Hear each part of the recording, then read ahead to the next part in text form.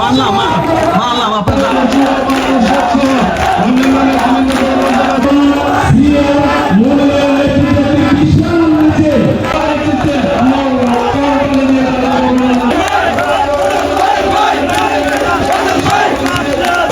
সবাইকে অনুরোধ জানাচ্ছি ছাত্রদল এবং খুলনা আপনারা কোন দিকে যাবেন। এই মাধবপুর সোনাগার বিএনপিকে ধরে রাখছেন, উনি সর্বোচ্চ ত্যাগ স্বীকার করেছেন এই বিএনপিকে ধরে রাখার জন্য। আজকে যারা আমরা দেখেছি অধিবির বাগির মতো যারা আছে তখন ধানের শীষের মার কাটারি করে, আসলে আমাদের দুঃখ লাগে। আমরা মাধবপুর সোনাগারের একটাই দাবি, আগামীতে আমাদের প্রিয় নেতা আলহাজ সৈয়দ মোহাম্মদ ফজল সাহেবকে ধানের শীষের কান্দার হিসেবে আমরা দেখতে চাই।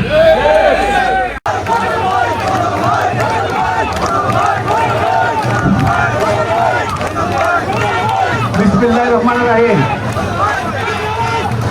আজকে বাংলাদেশ জাতীয়তাবাদী দল বিএনপির প্রতি এবং অঙ্গ সংগঠনের সকল নেতৃবৃন্দ, আগত মাধবপুর উপজেলার বিভিন্ন ইউনিয়ন গ্রাম থেকে আগত বিএনপি নেতা কর্মী সমর্থক ভাই যারা আছেন, আসসালামু আলাইকুম।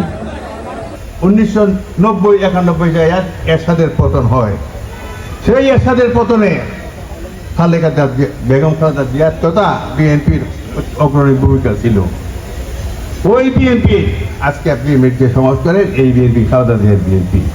উনি ওই সময় থেকে বিএনপিতে আছেন, সংগ্রাম করতেন, জুলুম অত্যাচার নির্যাতনের শিকার হয়েছেন, জেল জুলুমের শিকার হয়েছেন, অনেক কষ্ট করতেন। এত জুলুম একজন মহিলা কিভাবে সহ্য করতে পারে? আল্লাহর হাসিনার সঙ্গে আপোষ করে হাসিনাকে আবার ক্ষমতা বসাই চাইছিল বিএনপির সঙ্গে আপোষ করার জন্য। শর্ত দিয়েছিল একটাই, যে বেগম খালেদা জিয়াকে যদি আপনি আমাদেরকে নিরাপদে দেশ ত্যাগের অনুমতি দেন তাহলে ক্ষমতা আপনাকে দিয়ে দিব, বলে আপনি আপোষ করবো না। তোমরা অন্যায় করছো, তোমাদের বিচার হবে। আমি যদি বাঁচে যাই ক্ষমতা, তোমাদের বিচার হবে, আমি আপোষ করবো। হাসিনা বললো সব রকম সহযোগিতা তোমাদেরকে নিরাপত্তা দিব। আপোষ করে হাসিনা এরপরে দেশের মধ্যে কি যে জুলুম অত্যাচার নির্যাতন করছে, মানুষকে সন্ত্রাস করছে, গুম করছে, খুন করছে, বলা বাহুল্য ইতিহাস জানেন। পরিণতি কি হয়েছে?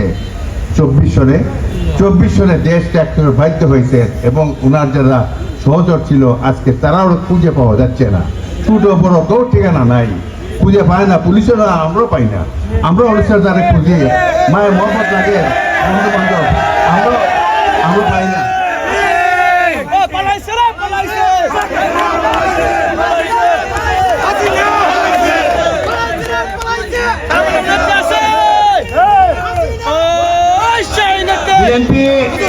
বিএনপি কি করে? বিএনপি উন্নয়নের রাজনীতি করে, বিএনপি উৎপাদনের রাজনীতির অপেক্ষা আছি। এই জন্য তারা ষড়যন্ত্র করতেছে নির্বাচন বানচাল করার জন্য। তারা এই দফা ওই দফা কি বলে, এটা পিয়ার আমরা বুঝি না। আমাদের বাপ দাদা পিয়ার শেখায় যায় নাই, আমাদের দেশে প্রচলিত না। আমরা যাকে ভোট দিব আমরা জানতে চাই ফলাফল, সে নির্বাচিত হয়েছে। ভোট দিব একজন নেতা নির্বাচিত, আরেকটা নেব আমি ভোট দিব এখানে আর কুশ্চের বেটা পাস করব, এই নির্বাচন আমরা চাই না। আমরা নির্বাচন চাই, আমরা পিয়ার চাই না। যেভাবে হয়েছে বিএনপি যেভাবে চায় আমরা সেভাবে চাই, এবং নির্বাচন দিতেই হবে। আমার দৃঢ় বিশ্বাস বিএনপি যে গণতন্ত্র বিশ্বাসী এবং যেভাবে আপোষহীন ভাবে সব কাজ করতেছে একের পর এক, বাংলাদেশের এমন কোনো ক্ষমতা নাই নির্বাচন বন্ধ করতে পারে। ইনশাআল্লাহ আগামী দিনের নির্বাচনের প্রস্তুতি এখন থেকে নিতে হবে। আমাদের এক নেতার দরকার, নেতা নির্বাচিত করতে হবে, ঠিক না? সংসদে একজন লোক পাঠাবেন না। এখন দেখবো শেষ লড়াই, এই লড়াই জিততে হবে, এটা কোনো বিকল্প নাই। ইনশাআল্লাহ আমাদের জয় হব। বেগম খালেদা জিন্দাবাদ, তারেক রহমান জিন্দাবাদ, বিএনপি জিন্দাবাদ। আল্লাহ হাফেজ, আসসালামু আলাইকুম।